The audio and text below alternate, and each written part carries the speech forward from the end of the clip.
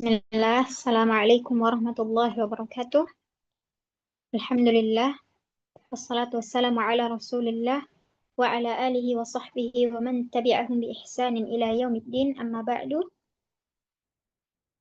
Hayakumullahu jami'an, selamat malam.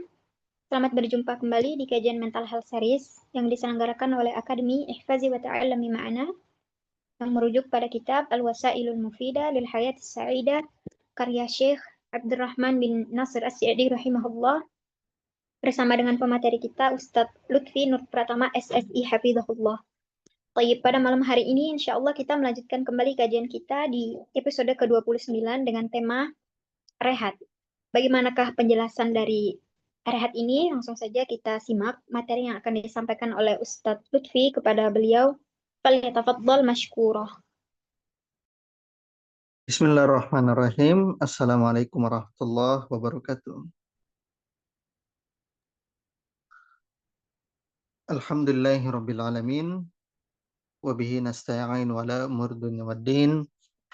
Wassalatu wassalamu ala rasulil karim. Nabina Muhammad wa ala alihi wa ashabihi ajma'in. Asyhadu an la ilaha illallah wahdahu la syarikalah. Wa asyhadu anna Muhammadan abduhu wa rasuluh al-mab'uts rahmatan lil alamin. Wa sallallahu wa sallama tasliman katsiran ila yaumiddin amma ba'du. Ikhwani wa akhwati fiddin, kaum muslimin wal muslimah, para pendengar dimanapun antum-antum berada. Alhamdulillah, tidak ada kata yang patut kita ucapkan pertama kali selain dari bersyukur kepada Allah Subhanahu wa Ta'ala karena seluruh ketaatan-ketaatan yang telah kita lakukan hingga pada malam hari ini, semua berkat hidayah dan taufik darinya. Sebagaimana salawat dan salam senantiasa kita haturkan pada Rasulullah Sallallahu Alaihi Wasallam serta keluarga dan para sahabatnya, serta orang-orang yang senantiasa istiqamah berada di dalam naungan sunnah beliau hingga akhir zaman nanti. Kaum muslimin wal muslimah, para pendengar sekalian, dimanapun antum-antum berada, alhamdulillah, kita lanjutkan kembali pembahasan kita di Mental Health Series, kajian kesehatan mental dan perbaikan hati, dan kita mengkaji kitab Al-Wasailul Mufidah lil Haya As-Sa'idah, sarana-sarana indah untuk mendapatkan kehidupan yang berbahagia.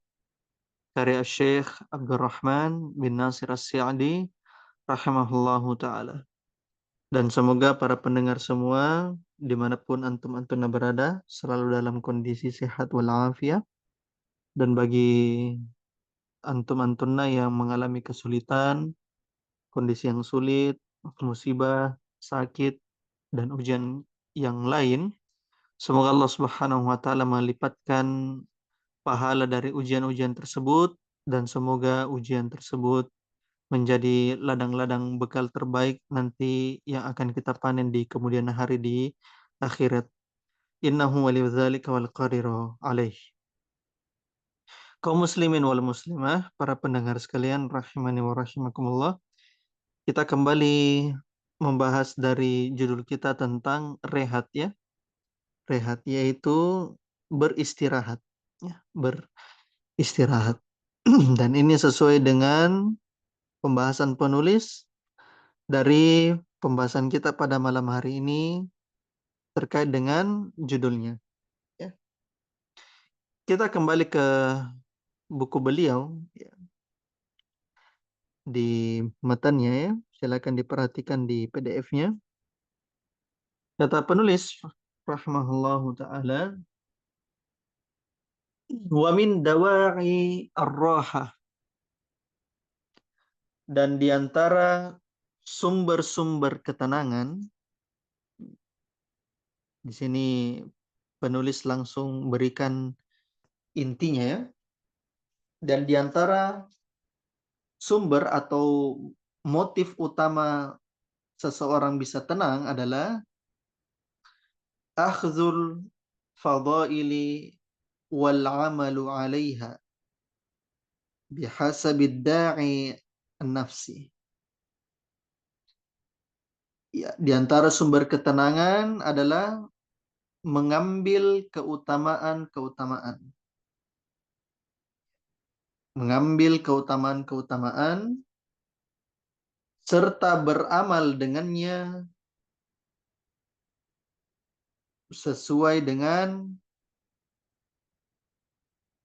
pendorong jiwa. Pendorong jiwa. Alladzi yaqlaquka, yang membuat Anda gelisah.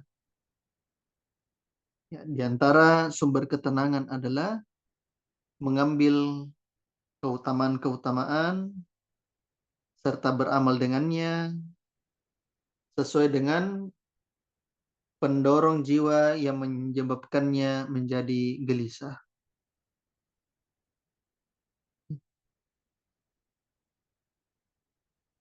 Wa ta'udu ala adrajika khaiban min huduri atau min husulil fadilah, yang dimana Anda kembali menapaki jalan yang benar, yang dimana Anda kembali menapaki jalan yang benar karena tidak berhasil mendapatkan fadilah tersebut.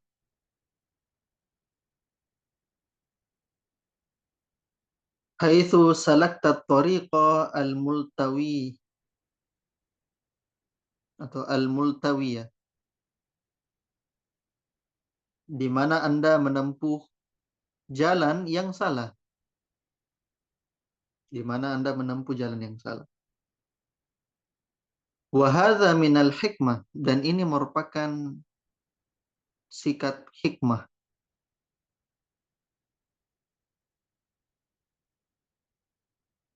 Dan ini merupakan sikap yang hikmah. Wa an tattakhidha minal umuril kadrati umuran safiyatan hulwatan, yang dimana Anda menjadikan perkara-perkara yang keruh, ya, perkara-perkara yang tidak enak, ya, keruh itu kadroh, ya, ya, maksudnya perkara-perkara yang kurang enak, ya, menjadi sofiatan, menjadi murni, hulwatan, dan menjadi manis. Dengan hal tersebut Anda menjadikan perkara-perkara yang keruh menjadi murni lagi manis. Wa bidzalika yazidu as-safa'u al-ladzati wa tazulul akdar. Dan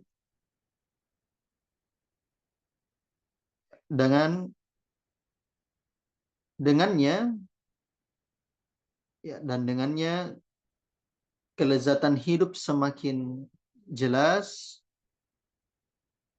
kelezatan hidup semakin jelas, dan kecemasan menjadi hilang. Dan kecemasan menjadi hilang. Di sini penulis memberikan pembahasan tentang, ya, salah satu sumber yang membuat seseorang tenang adalah mengambil dan mengamalkan fadilah. Nanti kita akan jelaskan apa itu yang dimaksud dengan fadilah di sini sebagaimana kata penulis, ya. Kemudian kata penulis berikutnya adalah ij'alil umura an-nafi'ata nasba ainaika. Jadikanlah hal-hal bermanfaat yang ada di hadapanmu, ya, jadikanlah hal-hal yang bermanfaat berada di hadapanmu, wa'mal ala tahqiqiha, dan beramallah untuk mewujudkannya, dan beramallah untuk mewujudkannya. Wala taltafit ilal umuri dharrati litalhuwa bidzalika anil asbabil jalibati lil hammi wal hazan. Dan janganlah Anda menoleh, dan janganlah Anda melihat, jangan Anda menoleh ke hal-hal yang berbahaya, hal-hal yang mudarat, yang Anda menghibur diri dengannya dari sebab-sebab kesedihan. Janganlah Anda menoleh ke perkara-perkara yang berbahaya dalam rangka Anda menghibur diri dari sebab-sebab kesedihan ataupun kegundahan. Wasta'in birrahati wa ijma'in nafsi 'alal a'malil muhimmah. Dan manfaatkanlah momen istirahat, manfaatkanlah momen istirahat dan momen menghimpun jiwa, dan momen menghimpun jiwa untuk melakukan hal-hal yang penting. Untuk melakukan perbuatan yang penting. Maka sampai di sini hadirin sekalian, ikhwan wa akhwati fiddin, pembahasan dari penulis rahimahullahu ta'ala. Yang dimana paragraf kedua adalah beliau memberikan nasihat kepada kita untuk menjadikan perkara-perkara bermanfaat itu berada di hadapan kita semua. Maka inilah pembahasan penulis rahimahullahu ta'ala pada malam hari ini. Sehingga yang kita bahas adalah tentang rehat. Ya, yang dimana hadirin sekalian, bahwasanya perkataan penulis tadi adalah untuk mendapatkan ketenangan, motif pendorong ketenangan adalah mengambil fadilah. Betul tidak? Ya kan? Mengambil fadilah. Mengambil keutamaan-keutamaan. Nah, pertanyaannya sekarang, yang mana atau apakah yang dimaksud dengan fadilah tersebut? Ini yang kita akan bahas. Apa yang dimaksud dengan fadilah? Sebagaimana kata penulis. Ya, fadilah secara bahasa Arab, ya fadilah secara bahasa Arab itu kan asalnya kalau jamaknya adalah fadail. Artinya kelebihan-kelebihan. Kelebihan-kelebihan.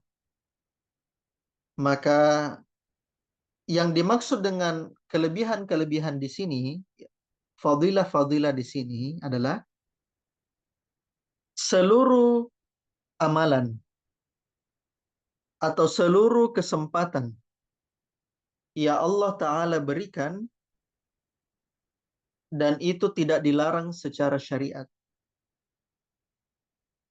Ya, seluruh amalan, seluruh kesempatan yang dimana Allah Ta'ala izinkan atau syariat yang mengizinkannya,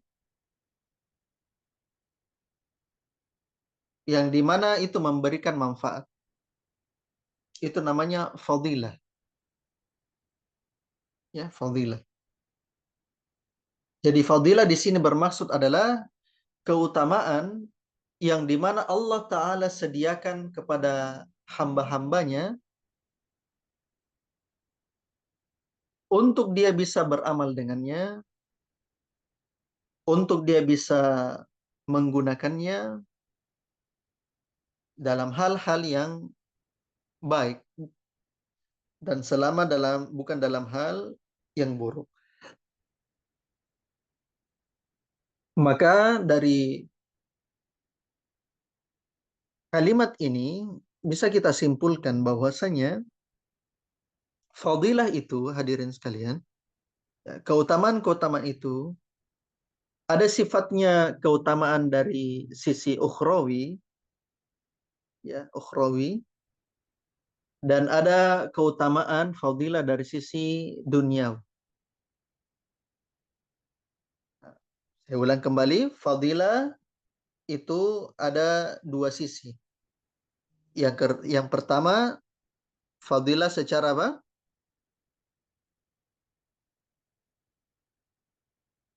Fadilah secara apa?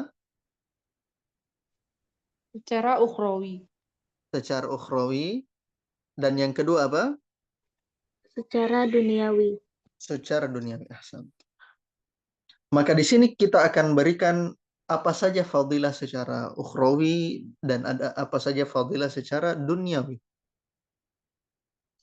Maka fadilah secara ukhrawi adalah yang sifatnya akhirat, di mana Allah Ta'ala dan Nabi Shallallahu Alaihi Wasallam sediakan beberapa amalan, beberapa ucapan yang dimana itu bisa menimbulkan ketenangan dan kebahagiaan. Yang dengannya seseorang ketika mengamalkannya, seseorang ketika berucap dengannya, maka itu akan memberikan ketenangan atau kebahagiaan. Misalnya saja adalah Nabi Shallallahu Alaihi Wasallam diberikan ya, karunia berupa 2 rakaat sholat, ya, 2 rakaat sholat tatkala beliau ditimpa sebuah urusan yang penting. Ya, kata Nabi Shallallahu Alaihi Wasallam, dijadikan diriku penyejuk mata pada sholat. Ya, itu perkataan Nabi Shallallahu Alaihi Wasallam. Maka itu adalah fadilah secara ukhrawi, secara akhirat. Adapun yang akan kita bahas pada malam hari ini adalah fadilah yang kedua. Fadilah apa yang kedua? Ikhwan akhwat?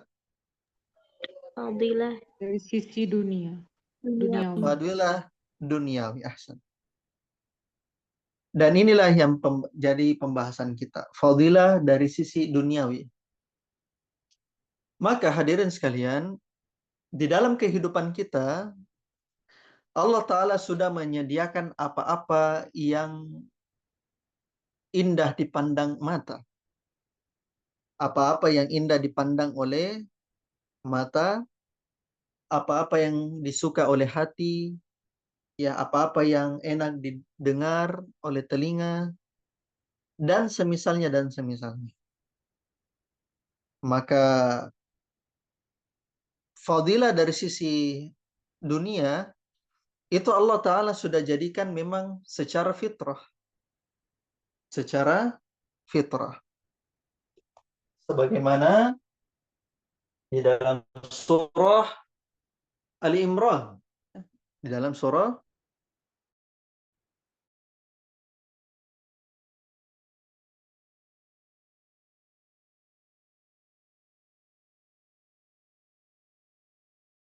ya bisa di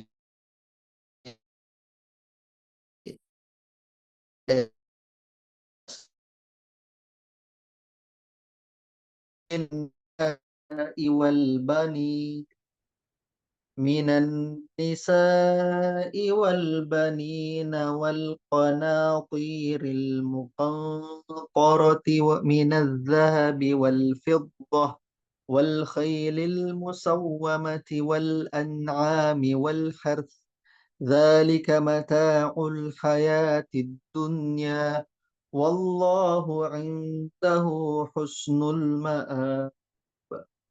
Ya, ikhwan yang bisa dilihat apa namanya artinya di Al-Quran, silakan dilihat ya, silakan dilihat.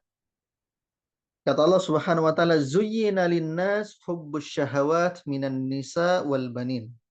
Dijadikan indah pandangan manusia ya mencintai hubbus syahawat ya. Cinta syahwatnya kepada perempuan-perempuan. Ya, syahwatnya kepada perempuan-perempuan. Berarti manusia ya, manusia cinta kepada perempuan. Berarti manusia di sini yang dimaksud siapa, ikhwan? Akhwat? Yang dimaksud An-Nas di sini siapa? Dijadikan indah pandangan manusia kepada perempuan. Berarti An-Nas di sini siapa maksudnya? Laki-laki. Laki-laki. Ahsan. Laki-laki. Maka ketika laki-laki dijadikan indah pandangannya pada perempuan, maka ayat ini juga sebenarnya berkata dengan sebaliknya. Perempuan dijadikan indah pandangannya kepada laki-laki. Ya, laki-laki. Kemudian wal banin, ya anak-anak. Ya, siapa sih yang tidak suka kita dengan anak-anak kecil yang bermain atau anak-anak bayi, ya. Asalnya secara umum kita menyukai anak-anak bayi, ya, anak-anak kecil, ya, yang berlari, ya, jangankan berlari, wajahnya yang lucu, kemudian tingkahnya yang menggemaskan, kepolosannya, ya. Bahkan ini merupakan bagian dari fitrah yang dijadikan pada manusia. Itu fitrahnya. Ya, tidak ada manusia yang menolak fitrah tersebut. Kemudian wal qanatiril muqantarah. Ya, harta-harta benda yang bertumpuk. Apa-apa saja harta benda tersebut minaz zahab. Ya, contohnya ya min di sini adalah litab'id. Ya, bagian saja, bagian-bagian dari harta benda tersebut. Ya. Contohnya adalah az-zahab, emas. Ya, kemudian al-fiddah, perak. Ya, kemudian al-khail, ya kuda-kuda, maksudnya kendaraan-kendaraan, ya. Kendaraan-kendaraan, ya. Kemudian wal musawwamati. Kemudian hewan ternak, ya, wal khairil musawwamati, ya, apa namanya? Kuda yang yang ditunggangi. Kemudian al-an'am, hewan-hewan ternak. Kemudian al-harth, ya, al-harth, ya ladang-ladang, tanah dan seterusnya.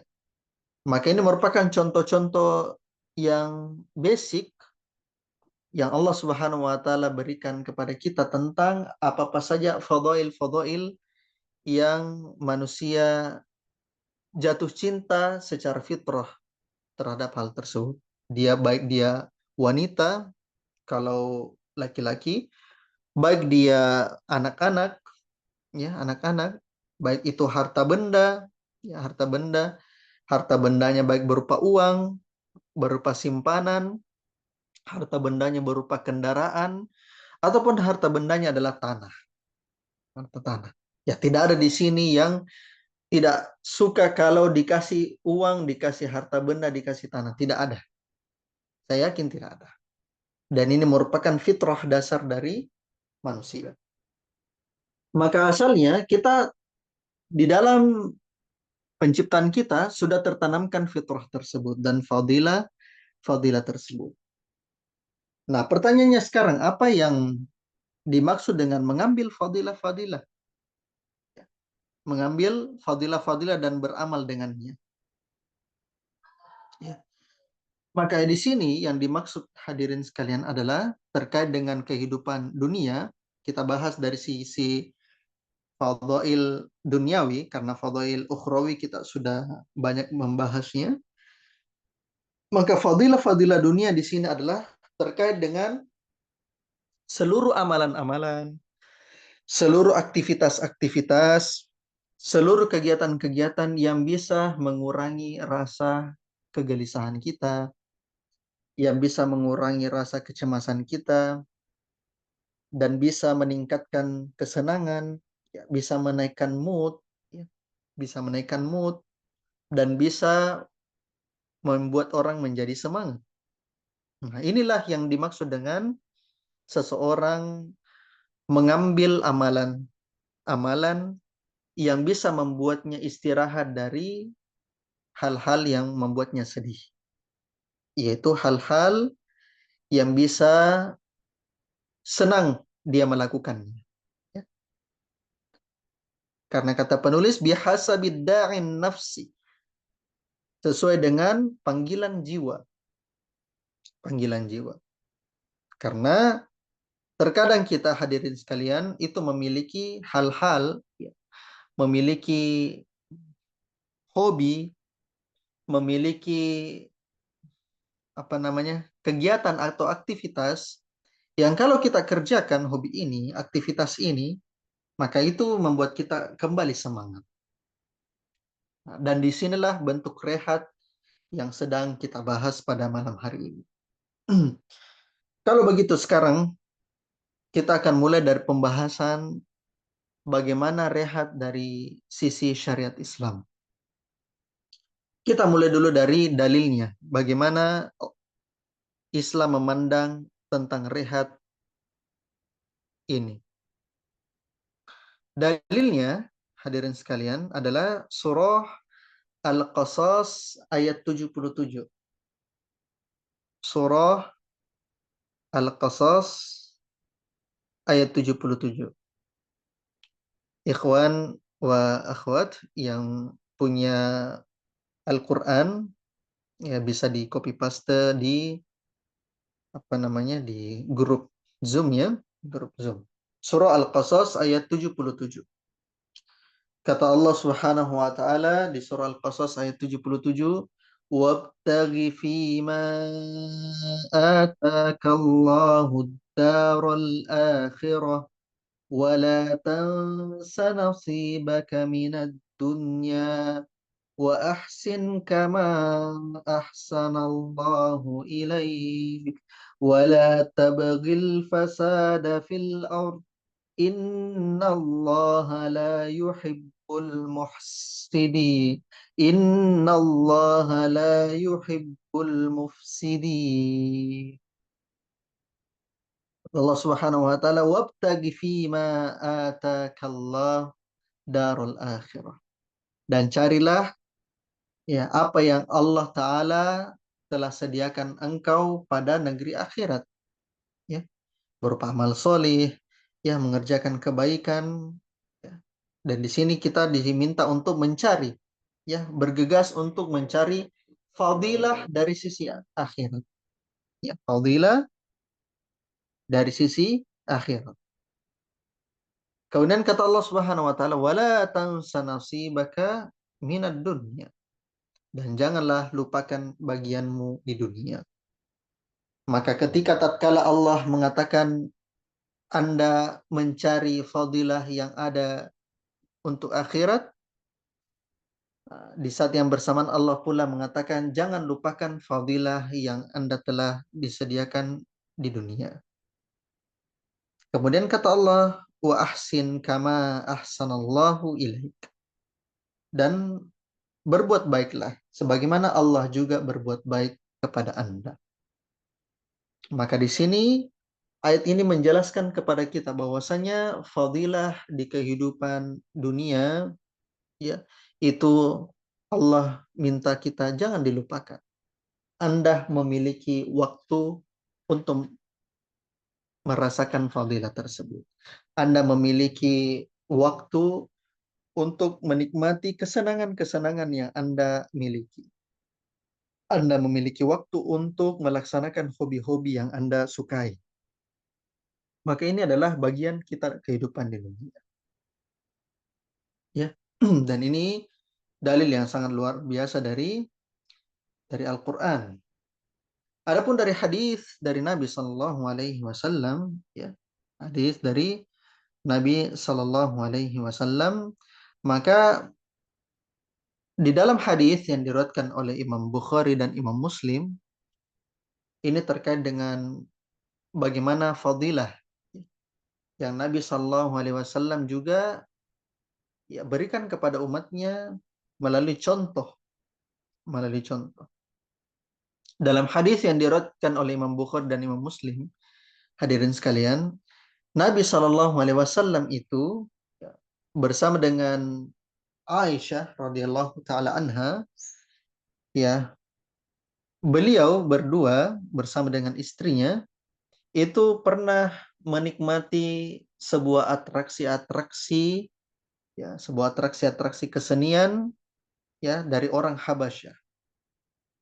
Dan atraksi ini, orang Habasyah ini, ya, orang Habasyah itu orang Ethiopia, orang Afrika ya, Afrika, datang ke Masjid Nabawi, kemudian masuk ke dalam masjid, lalu melakukan atraksi-atraksi pedang-pedang, ya, atraksi-atraksi pedang-pedang tersebut. Nah, Nabi Shallallahu Alaihi Wasallam melihat dan ya terpukau dengan pertunjukan-pertunjukannya bersama dengan Aisyah radhiyallahu taala anha yang ada di samping. Nah, sampai di sebagian riwayat, ya, Aisyah radhiyallahu taala anha dengan romantisnya beliau apa namanya menaruh kepalanya di pundak Nabi Shallallahu Alaihi Wasallam. Ya, jadi sambil menonton atraksi-atraksi orang Habasyah main pedang-pedang di masjid, Aisyah radhiyallahu taala anha menonton sambil ya dia letakkan kepala di pundak dari Nabi Shallallahu Alaihi Wasallam. Nah, dan ini banyak pelajaran yang kita bisa ambil dari hadis ini. Ya, termasuk pelajarannya adalah ya, Nabi Shallallahu Alaihi Wasallam membiarkan ya, hiburan, ya, membiarkan apa namanya atraksi-atraksi, ya, bahkan ada seseorang misalnya mau bela diri ya, untuk di masjid, nah, silakan dia apa namanya tunjukkan atraksi tersebut di masjid. Ya, selama tidak mengganggu, ada orang zikir, ya, ada orang baca Quran. Tapi ketika masjid tidak ada dan tidak ada gangguan dari hal tersebut, dia membuat atraksi. Dan Nabi Shallallahu Alaihi Wasallam juga mereka ya dilihat oleh para sahabat bagaimana Nabi Shallallahu Alaihi Wasallam menonton atraksi-atraksi ini, dan ini tidak dipermasalahkan, bahkan ini perbuatan para sahabat. Itu yang pertama. Kemudian yang kedua, ya sama lagi di hadis yang lain, dan ini hadis sahih, di mana Nabi Shallallahu Alaihi Wasallam dengan Aisyah itu diriwayatkan pernah berlomba lari, ya, pernah berlomba lari. Jadi dulu pada saat masih awal-awal nikah, ya, Nabi Shallallahu Alaihi Wasallam ketika berlomba lari dengan Aisyah, Aisyah itu selalu paling cepat untuk sampai, ya, paling, ya, kalau kita mau bilang juara lomba lari dibandingkan Nabi Shallallahu Alaihi Wasallam. Ya, kenapa bisa, hadirin sekalian, Nabi selalu kalah dengan Aisyah lomba lari di awal-awal? Kenapa bisa? Ada yang tahu? Ayo, halo. Ada yang tahu kenapa bisa? Kenapa Nabi Shallallahu Alaihi Wasallam selalu kalah lomba lari dengan Aisyah di awal-awal? Karena ingin menyenangkan. Karena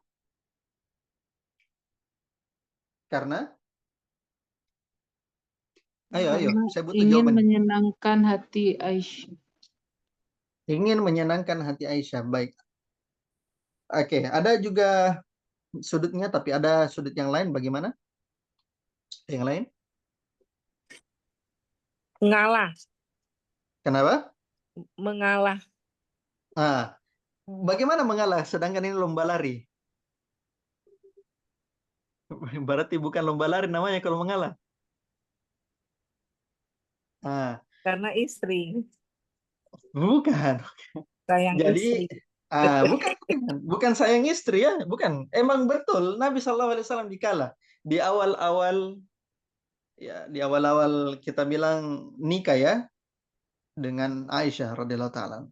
Nah, sampai akhirnya di riwayat berikutnya Nabi Shallallahu Alaihi Wasallam lomba lari bersama dengan Aisyah. Nah, akhirnya pada saat itu Nabi Shallallahu Alaihi Wasallam sudah bisa mengalahkan Aisyah lomba lari. Kenapa bisa? Kenapa bisa Karena kira-kira? muda. Apa? Karena Aisyah masih muda. Karena Aisyah masih muda. Ahsan. Aisyah di awal nikah masih kurus badannya. Nah, akhirnya pada saat selesai lama-lama, Aisyah semakin besar badannya. akhirnya Nabi SAW dia bisa lambung, lambung. Ya, lambung. Ini perhatikan hadirin sekalian. Bagaimana Nabi SAW berinteraksi ya dengan istrinya itu seakan-akan seperti teman, ya seperti sahabat. Ya, jangan antum katakan ya Nabi SAW dan istrinya itu seperti khotib naik ke mimbar. Innal hamdalillah nahmaduhu wa nasta'inuhu. Tidak seperti begitu. Nabi itu punya waktu me time bersama keluarga. Punya waktu me time. Sebagaimana dengan para sahabat, ya. Ya, dengan istrinya pun seperti begitu, ya. Tidak selamanya ada nasihat, ya selalu ada masa-masa di mana mereka bercanda. Dengan para sahabat juga seperti begitu. Apalagi dengan para sahabat, ini riwayatnya lebih banyak lagi, ya. Riwayatnya lebih banyak lagi. Nabi SAW itu dengan para sahabat ya suka duduk-duduk di ya teras masjidnya Nabawi, ya teras masjid Nabawi. Kemudian Nabi SAW menonton bagaimana modelnya, posisinya Nabi ya dengan para sahabat. Beliau itu suka apa ya namanya, suka bersandar, kepalanya bersandar baring di apa namanya, di pahanya sahabat, di pahanya sahabat. Kayak gimana duduk orang nongkrong begitu. Ya, duduk orang nongkrong. Nah, begitu dengan para sahabat. Kemudian Ibnu Mas'ud sampai diceritakan ya di dalam hadisnya riwayat Bukhari, ya di dalam hadis riwayat Bukhari, Ibnu Mas'ud itu ya waktu beliau sudah berada di Kufah, ya ini sudah zaman Khulafaur Rasyidin, ya. Beliau sudah berada di Kufah. Nah, orang-orang di Kufah itu heran dengan tingkahnya Ibnu Mas'ud. Ibnu Mas'ud itu hadirin sekalian, beliau itu ketika menyampaikan sebuah nasihat itu tidak setiap hari. Tidak setiap hari. Kadang-kadang dikasihkan nasihat, kadang-kadang tidak. Ya, kadang-kadang dikasihkan nasihat, kadang-kadang tidak. Nah, akhirnya para sahabat-sahabatnya yang ada di Kufah berkata sama Abdullah bin Mas'ud, "Kenapakah kamu tidak kasihkan nasihat kami setiap hari?" Di bin Mas'ud. Kata Abdullah bin Mas'ud, begini caranya Nabi yang Nabi ajarkan kepada kami. Nabi Shallallahu Alaihi Wasallam tidak menasihati kami setiap hari, ya. Karena kalau kami dinasihati oleh Nabi setiap hari, maka kami itu akan bosan. Kami akan bosan. Maka hadirin sekalian, bagaimana Nabi Shallallahu Alaihi Wasallam itu bukan setiap hari menjadi guru, nah, tapi kadang-kadang jadi teman, ya kadang-kadang sebagai sahabat, kadang-kadang sebagai suami. Ya. Bagaimana Nabi Shallallahu Alaihi Wasallam diceritakan oleh Aisyah sendiri, ya. Nabi Shallallahu Alaihi Wasallam ketika di rumah, ya beliau sendiri yang jahit bajunya. Ya kalau kita bilang beres-beres, sebagaimana istrinya juga beres-beres, gitu. Ya bukan gara-gara dia Nabi, bukan gara-gara dia ya Nabi yang paling mulia, ulul azmi, penutup para rasul, manusia terbaik pada waktu itu, dia ongkang-ongkang kaki di rumah. Istrinya semua yang kerja, tidak. Nabi Shallallahu Alaihi Wasallam yang menjahit sendiri bajunya. Itu luar biasa. Ya. Kemudian Nabi Shallallahu Alaihi Wasallam menjadi sahabat bagi para sahabat-sahabat yang masih kecil. Bagi para sahabat yang masih kecil. Siapa adiknya Anas bin Malik? Ikhwan, akhwat, ada yang tahu adiknya Anas bin Malik? Hah? Adiknya Anas bin Malik. Suaranya kedengaran? Masih kedengaran? Kedengaran Ustaz. Baik. Siapa nama adiknya Anas bin Malik? Oh, Umair bin Malik. Iya, Abu Umair. Ya, Abu Umair. Masih kecil, ya, masih kecil. Kalau kita mau bilang masih bocil, ya, masih bocil. Ya, suatu hari ini hadisnya sahih, ya. Suatu hari Abu Umair, si adiknya Anas bin Malik ini, ya, beliau menangis. Ya, beliau menangis. Kenapa bisa menangis Abu Umair ini? Karena burungnya mati. Burung dari Abu Umair, dia kan pelihara burung. Ya, mati. Akhirnya Abu Umair menangis. Akhirnya Nabi SAW datang kepada Abu Umair, berikan hiburan sama dia. Kemudian Nabi SAW mengatakan, Ya Aba Umair, ma fa'alan Nugair. Wahai Abu Umair, ada apa dengan Nugair? Nugair itu burungnya. Nabi SAW itu lagi kasihkan hiburan. Kasihkan hiburan kepada Abu Umair.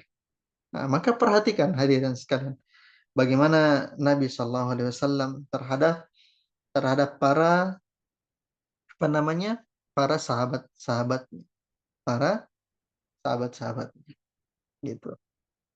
Banyak sekali ya contoh kalau kita mau berikan Nabi SAW bercanda, ya. Nabi SAW bercanda. Suatu ketika ada seorang nenek-nenek tua datang kepada Nabi SAW, ya, nenek-nenek tua, ibu-ibu tua. Kemudian ibu-ibu ini berkata, Ya Rasulullah, doakanlah saya agar bisa masuk surga, ya Rasulullah. Kemudian Nabi SAW mengatakan, di surga tidak ada nenek-nenek, wahai orang tua. Di surga tidak ada nenek-nenek, wahai orang tua.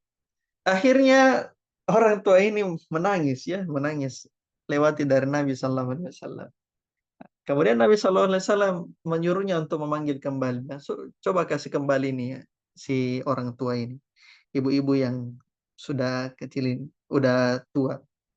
Karena Nabi SAW mengatakan, benar ya, di surga memang tidak ada nenek-nenek. Karena semua orang ya, dikasih sebaya ya. Semua orang dikembalikan waktunya ke waktu sebaya. Pada saat usia sebaya. Makanya di sini hadirin sekalian, bagaimana Nabi SAW itu tidak selamanya menjadi seorang penasihat, ya, tidak selamanya berdiri di atas khatib, tidak selamanya menjadi pemimpin. Terkadang beliau itu bercanda dengan istri, bercanda dengan sahabat, ya, tertawa bersama dengan sahabat, ya, dan seterusnya. Sebagaimana manusia. Maka inilah fadilah-fadilah yang Nabi SAW ajarkan. Sehingga, ya, para ulama yang ada setelahnya itu mengikuti Nabi SAW dan mengikuti para as-salaf. Ya. Nah, para ulama sudah memberikan beberapa hal, apa yang membuat hati senang, apa yang membuat bisa refreshing hatinya, dan ini kaidah-kaidah yang dipakai oleh ulama dari masa ke masa.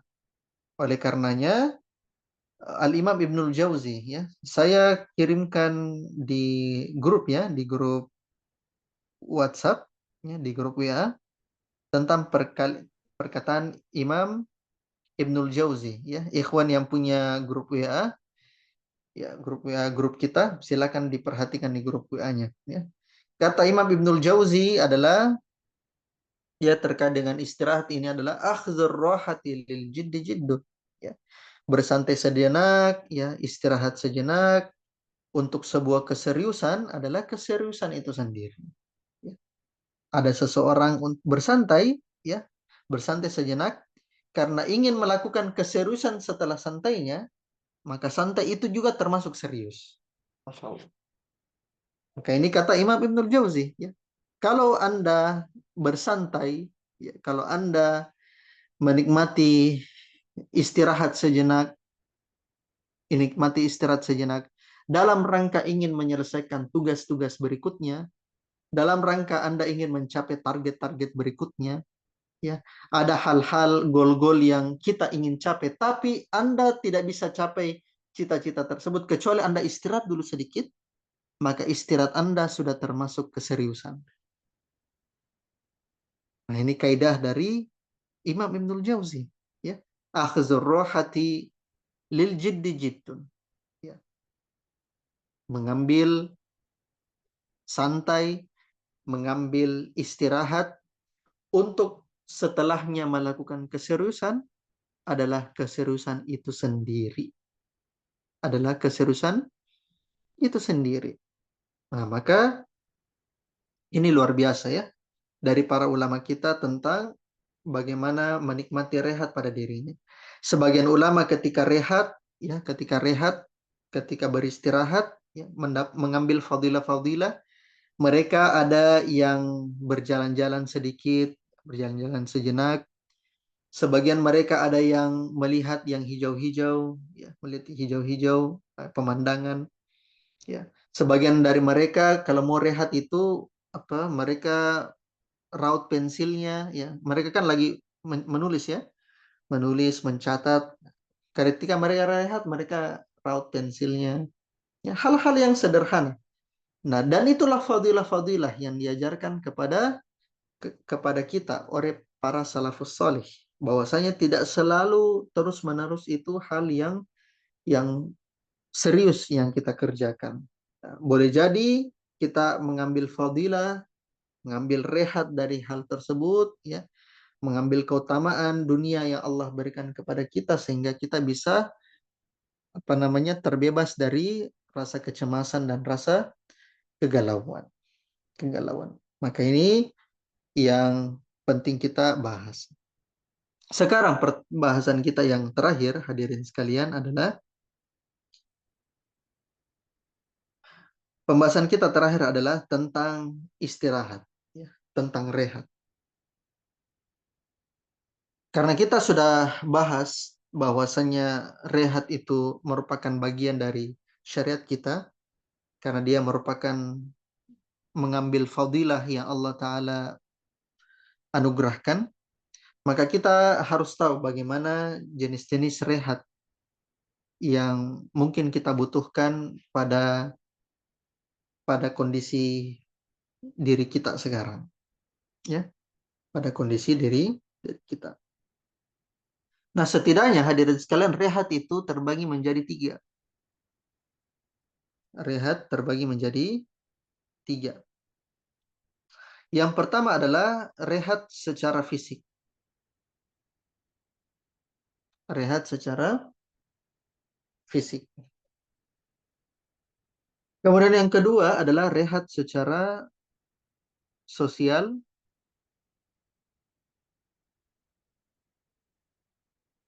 Rehat secara sosial. Dan yang ketiga adalah rehat secara mental dan emosional. Rehat secara mental dan emosi. Yang pertama tadi apa, ikhwan akhwat? Rehat secara fisik. Rehat secara Fisik. fisik. Yang kedua apa? Rehat secara emosional. Emosional. Yang ketiga? Rehat secara sosial. Rehat secara sosial. Ahsan. Kebalik ya. Rehat secara, ya, ulang dulu. Yang pertama, rehat secara Fisik, fisik. 2, emosional, sosial. Sosial. 3, mental dan emosional. mental dan emosional. Kita akan bahas sekarang bagaimana jenis rehat tersebut. Dan ini pembahasan penulis, ya. Mengambil fadilah, ya, dan kemudian meminta tolong atau menggunakan baik-baik kesempatan untuk beristirahat, ya, dan menghimpun semangat jiwa. Yang pertama, rehat secara fisik itu tentunya adalah tidur. Itulah yang dimaksud dengan tidur. Kalau antum dapatkan beberapa kalimat seseorang, ya, tidur rata-rata manusia itu yang paling bagusnya berapa jam durasinya? Manusia dewasa yang antum dapatkan, ikhwan akhwat. 6 sampai 8 jam. 6 sampai 8 jam, betul. Ahsan. 6 sampai 8 jam itu kan biasa ya kita dapatkan, ya. 6 sampai 8 jam. Itu biasanya rata-rata tidur manusia normal. Tapi kata Syekh Ibnul Utsaimin, ya, kata Syekh Muhammad bin Shalih Al Utsaimin, 6 sampai 8 jam ini tidak paten. Tidak paten, tidak harus. Dan ini berbeda-beda tiap orang. Ini kata beliau. Dan ini benar, ya, benar. Ya, sebagian orang, hadirin sekalian, ada yang hanya butuh waktu tidur 3 jam. Sebagian lagi 4 jam. sebagian lagi 5 jam. Sebagian lagi 5 jam. Dan ini berbeda-beda setiap orang, setiap manusia. Sehingga tidak bisa kita samakan kita dengan orang lain. Kita dengan orang lain. Ya. Bahkan saya pernah membaca gen yang punya tidur cuma 3 jam, ya, cuma 3 jam, itu cuma hanya 1% di dunia, ya. Hanya berapa persen ya, 1-2% di dunia yang punya gen bisa tahan tidur 3 jam. 3 jam dan istirahat. Kalau saya tidak salah, Dr. Zakir Naik, ya, kalau saya tidak salah kata beliau bilang. Beliau katakan beliau cuma butuh waktu 3 jam untuk tidur, lalu habis itu sehat kembali. Tidak ada masalah pada tubuh. Dan ini hanya sedikit dari manusia yang mendapatkan anugerah seperti itu. Dan ada manusia yang lebih dari itu, ya. Lebih dari itu. Rata-ratanya memang 6-8 jam. Sisa kita atur saja bagaimana atau di mana badan kita merasa sudah cukup fit ketika tidur. Misalnya Ana misalnya. Ana itu tidur, kalau misalnya kita total dalam waktu 24 jam, Ana 6 jam itu sudah lebih dari cukup. Misalnya 5 jam pada waktu malam, ya. Kemudian 1 jam waktu siang. Itu sudah cukup lah kalau Ana. Kalau Ana malahan lebih lama tidurnya 8 jam itu justru lebih lemas, ya. Itu tergantung dari antum sendiri, ya. Tergantung. Dalilnya apa? Dalilnya adalah surah An-Naba ayat ke-9. Surah An-Naba ayat ke-9. Kata Allah Subhanahu wa taala, "Wa ja'alna naumakum subata." Dan kami jadikan tidur kalian sebagai istirahat. Maka istirahat fisik itu bisa kita berikan dengan cara tidur. Ya, dengan cara tidur. Yang pertama. Kemudian istirahat fisik juga, hadirin sekalian, itu adalah istirahat fisik juga adalah bisa dengan cara relaksasi. Relaksasi. Jadi kalau misalnya antum mendapatkan kasus pada diri antum di mana antum capek, ya, lelah, ya, antum capek, lelah, habis bekerja seharian atau meroja seharian atau belajar seharian. Tapi ketika tidur, antum tidak bisa tidur. Antum sering kejadian seperti begitu, tidak? Sering atau tidak? Karena Sering, Ustaz. Kadang-kadang. Sudah tidur, ya, sudah tidur. Kemudian kerja, lelah. Tapi ketika mau tidur, susah tidur. Betul tidak?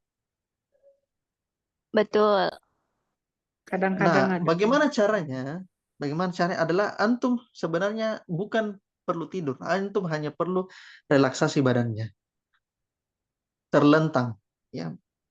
Tidur atau baring dengan terlentang, kemudian tutup mata. Tutup mata maksudnya jangan tidur, tidak usah tidur. Tutup mata saja. Tutup mata, hentikan aktivitas yang ada di telinga, misalnya antum dengar sesuatu, ya. Kemudian matanya ditutup. Tidak usah tidur, kasih relaksasi badannya. Nah, maka ini bentuk dari istirahat fisik. Kadang-kadang begitu, ya, kalau kita tidur, kerja, kita mau lelah tapi tidak bisa tidur, baringkan saya badannya, kemudian biarkan seluruh darah, ya, mengalir dengan lancar dari kepala sampai dengan kaki, ya. Dan saya sarankan bahwasanya ketika antum berbaring itu posisi tubuhnya lurus, ya, ya. Antara jantung dengan kepala itu lurus. Maka ini adalah bentuk cara untuk relaksasi badan, ya, tanpa antum harus tidur. Kemudian Nabi Shallallahu Alaihi Wasallam juga mengajarkan kepada kita untuk qailulah, ya, tidur sedikit pada siang hari. Tidur sedikit pada siang hari. Kata Nabi Shallallahu Alaihi Wasallam, tidurlah kalian qailulah karena setan tidak tidur pada siang hari. Nah, maka Nabi Shallallahu Alaihi Wasallam berikan kita qailulah. Nah, qailulah ini bisa kita kerjakan sebelum waktu zuhur, bisa juga dikerjakan setelah waktu zuhur. Ya. Sebagian ulama mengatakan bahwasanya kalau habis Jumat itu qailulah. Habis Jumat itu qailulah. Nah, nanti kalau selain dari hari Jumat, sebelum qailulah. Sebelumnya adalah qailulah. Tapi kalau Jumat, ya setelah sholat Jumat baru qailulah. Nah, ini berkaitan dengan istirahat fisik. Kemudian istirahat apa yang kedua, hadirin sekalian? Sosial, Sosial. istirahat sosial. Istirahat sosial. Baik, istirahat sosial berkaitan dengan bagaimana kita menyempatkan waktu untuk sendiri. Untuk me time. Ya, untuk me time. Entah ya kita bahas dari segi antum mau iktikaf kah di masjid, ya, me time dengan Allah, antum mau apa namanya tahajud kah, me time-nya di situ, antum mau duha, ya duha, me time-nya di situ, atau kita bahas dari segi duniawi, itu tadi ukhrawi ya, kita bahas dari segi duniawi, antum me time menyendiri keluar dari zona sosial yang antum biasa bergaul, ya, keluar dari situ sejenak, ya, atau keluar kota untuk sendiri, ya, me time, berikan waktu sendiri untuk diri untuk bisa evaluasi apa sih kira-kira kita, apa sih kira-kira kekurangan kita. Kemudian dengan me time tersebut, dengan waktu sendiri tersebut, kita bisa sekalian merancang apa-apa target berikutnya, apa-apa lagi rancangan kegiatan kita berikutnya. Maka kadang-kadang hadirin sekalian, untuk menghindari pergaulan yang toksik, maka seseorang itu ya jangan terlalu sering untuk bergaul dengan orang lain. Ya batasi saja di mana batas wajarnya. Dia bergaul apa yang dia butuhkan, setelah itu dia punya waktu sendiri untuk dia bisa nikmati apa yang dia butuhkan. Ya. Misalnya ada seseorang suka untuk membaca, maka me time-nya itu adalah dengan buku. Me time-nya adalah dengan buku. Misalnya salah satu me time yang Ana suka itu adalah ketika Ana sendirian dengan buku, dengan PDF. Nah, itu waktu sendirian Ana. Waktu kalau Ana sendiri. Atau biasa kalau Ana sendiri, ya, ini masing-masing berbeda preferensinya ya. Beda-beda preferensinya. Kalau Ana sendiri begitu. Atau Ana punya waktu me time, misalnya Ana cuma jalan keluar begitu, kemudian lihat pemandangan, lihat alam, kemudian itu sudah jadi me time. Sudah jadi me time. Jadi me time itu hadirin sekalian tidak harus mahal. Itu supaya apa? Supaya kita punya waktu bagi diri kita untuk refleksi, muhasabah apa yang kurang pada diri kita, atau apa target yang harus kita capai. Nah, itulah pentingnya kita punya waktu untuk diri sendiri. Sehingga kita melakukan istirahat secara sosial. Kita keluar dari zona tempat kita biasa bergaul. Antum mungkin sering ya, kalau misalnya teman-teman di sini, ya mungkin setiap hari lihat adiknya, atau setiap hari lihat orang tuanya, setiap hari lihat mungkin istrinya, atau setiap hari lihat suaminya. Pernah tidak dalam beberapa waktu, ya antum merasakan jenuh dengan mereka semua? Pernah tidak? Pernah tidak? Pernah atau tidak? Pernah. Pernah. Dan siapa di sini yang pernah merasakan jenuh dengan orang tuanya, jenuh dengan saudara-saudaranya? Ya. Banyak yang merasakan? Ada yang merasakan? Ada? Ada Ustaz. Iya. Jenuh dengan rekan kerjanya. Padahal kita tidak saling bentrok, betul tidak? Ya kan? Kita tidak ada masalah, ya. Kita tidak ada hal-hal yang kita berseberangan, cuma lagi jenuh saja, ya. Ya, lagi jenuh. Maka hadirin sekali, untuk mengobati jenuh tersebut, gunakan me time. Anda sebenarnya bukan tidak suka sama orang itu, ya. Misalnya kita jenuh sama orang tua, ya. Bukan karena kita ada masalah dengan orang tua, bukan. Karena memang lagi jenuh saja. Jenuh saja dengan mereka karena mungkin setiap hari kita bertemu, ya. Ya, dengan saudara sendiri kita kadang-kadang jenuh. Ya, bukan berarti kita lagi marahan sama mereka, bukan berarti kita ada masalah. Enggak, kita hanya perlu waktu untuk sendiri. Maka gunakan waktu sendiri itu supaya kita bisa introspeksi diri, supaya kita bisa kembali lagi dalam kondisi mood yang baik dengan orang-orang sekitar kita. Sampai sini paham, ikhwan akhwat? Nah, Ustaz, paham insyaallah. Nah, Pak, insya Allah. Baik, kemudian terakhir, istirahat secara mental. Istirahat secara mental dan psikologi. Ya, maka hadirin sekalian, istirahat ini, ya, istirahat ini adalah istirahat berkaitan dengan, ya, berkaitan dengan mental kita, berkaitan dengan ekspresi kita, ya. Maka bagaimana caranya? Bagaimana caranya bisa kita, ya, kemarin kita sudah bahas tentang mindfulness, ya, mindfulness, ya, teknik mindfulness, bagaimana cara untuk kita bisa hilangkan hal-hal yang bisa mengganggu mental kita. Kemudian dari segi emosional, kita beristirahat dengan cara apa? Ya, hindari media sosial. Hindari media sosial. Salah satu alasan kenapa sekarang banyak banyak anxiety, salah satu alasan kenapa banyak overthinking yang berlebihan, itu ya sumber utamanya itu adalah media sosial. Tidak ada lagi sumber yang selain dari itu. Karena kenapa hadirin sekalian? Media sosial itu membuat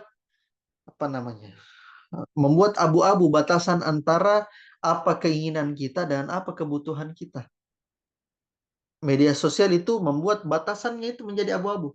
Antara kita menginginkan ini atau kita membutuhkan ini, itu sudah abu-abu. Abu-abu.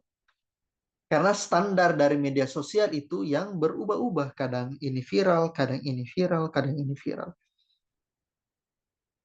Atau kadang-kadang kita didapatkan oleh berita, ya, berita tentang gini. Nah, akhirnya kita ikut juga, mental kita terkuras, ya, pikiran kita terkuras dalam hal tersebut, ya.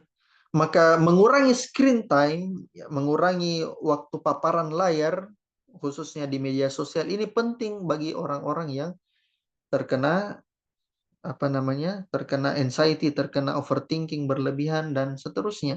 Dan jangankan untuk media sosial, ya, saya pernah baca penelitian, untuk screen time sekalipun, screen time di HP itu ngaruh juga secara psikologi.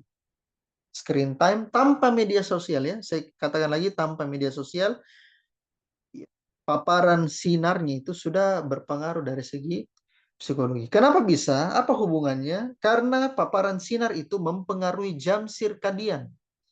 Jadi jam sirkadian itu, ikhwan, adalah jam yang dimana tubuh itu sudah memiliki regulasi tersendiri bekerja. Contoh misalnya pada waktu subuh kita merasakan ingin buang air, ya. Kemudian pada waktu malam, ya, organ seperti ginjal, organ seperti usus lambat bekerja. Pada jam segini, jam sekian, itu namanya jam sirkadian. Nah, paparan dari sinar tersebut itu mempengaruhi jam sirkadian yang ada di tubuh. Sehingga orang yang terlalu sering begadang dengan menggunakan screen time layar, itu bukan hanya mengganggu jam sirkadiannya, itu nanti efeknya lari psikologi. Lari psikologi. Maka ini yang penting kita akan bahas. Sehingga untuk mengurangi paparan tersebut, kurangi paparan layar. Mau paparan layar HP, komputer. Kalau misalnya dalam waktu hal yang dibutuhkan untuk kerja, dan memang kita kerjanya di situ di HP, ya mau bagaimana lagi? Ya, mau bagaimana lagi? Tapi ketika kita sudah lepas kerja, ada yang kita buat, maka kurangi paparan layar tersebut. Termasuk pada saat malam hari ketika antum sedang tidur, maka ya sebisa mungkin paparan layar yang ada di HP itu diminimalisir. Supaya membuat hormon kita menjadi lebih aktif, ya, hormon melatonin, itu hormon tidur, ya, hormon pada saat tidur. Ya, kenapa Ana tahu? Karena Ana lulusan sains, ya. Ana lulusan sains. Jadi Ana ya sedikit banyak tahu lah tentang hormon, ya, dan aktivasinya. Sehingga ya antum ya, ketika ingin mengurangi atau ketika ingin istirahat secara mental dan emosional dengan baik, ya, yang pertama adalah gunakan teknik mindfulness, kita sudah bahas. Kemudian stimulasi emosi dari paparan media sosial, berita-berita negatif dihilangkan, ya. Kemudian ya, banyak-banyak tawakal, ya, banyak-banyak pasrahkan diri tentang keadaan dan masalah-masalah kepada Allah Ta'ala.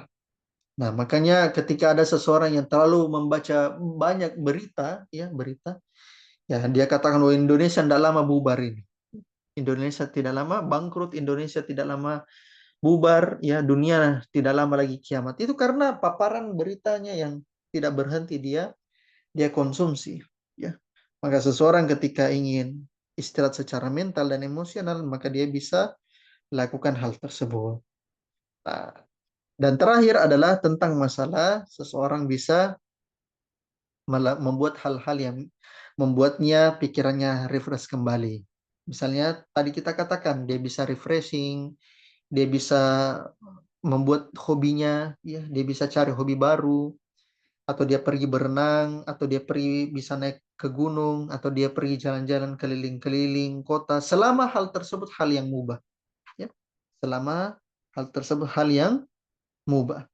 Ya, sebagaimana kata penulis, ya, di akhir perkataan beliau, wala taltafit ilal umuri dharrati litalhuwa bidzalika anil asbabil jalibatil hammi wal hazan. Dan jangan Anda perhatikan perkara-perkara yang mudhar, perkara-perkara yang berbahaya, supaya Anda bisa terpalingkan dari sebab-sebab yang membuat Anda sedih. Ada orang ketika ya yang kurang imannya, ya, ketika terkena sesuatu, maka pelariannya itu adalah diskotik, pelariannya itu adalah konser, pelariannya itu adalah nonton ini, ya, hal-hal yang diharamkan. Maka ini adalah pelarian-pelarian yang tidak tepat. Ya, justru pelarian tersebut yang membuatnya akan semakin sakit hati lagi dan lagi. Maka inilah yang disebutkan penulis tentang pembahasan kita rehat pada malam hari ini. Alhamdulillahi Rabbil Alamin. Saya kira itu saja, ya, hadirin sekalian, ikhwan wa akhwati fiddin, azanallahu yakum, pembahasan kita pada malam hari ini. Insyaallah pekan depan kita akan masuk di pertemuan terakhir, ya. Pertemuan terakhir dari 30 sesi, 30 pertemuan dari mental health series ini. Allahu ta'ala alam bisawab. Kita tutup saja dengan mengucapkan doa kafaratul majlis. Subhanakallah wa bihamdik, asyhadu an la ilaha illa anta, astaghfiruka wa atubu ilaik. Alhamdulillahirabbil alamin. Assalamualaikum warahmatullahi wabarakatuh. Waalaikumsalam warahmatullahi wabarakatuh. Syukran Ustaz. Jazakallahu khairan wa barakallahu fiik. Jazakumullahu khairan Ustaz, barakallahu fikum. Berakhir sudah kajian kita pada malam hari ini, ikhwas semua. Semoga dapat dengan mudah kita pahami. Terima kasih atas perhatian ikhwah semua. Jazakumullahu khairan wa barakallahu fikum. Sampai berjumpa di pertemuan terakhir pekan depan insyaallah. Wassallallahu ala nabi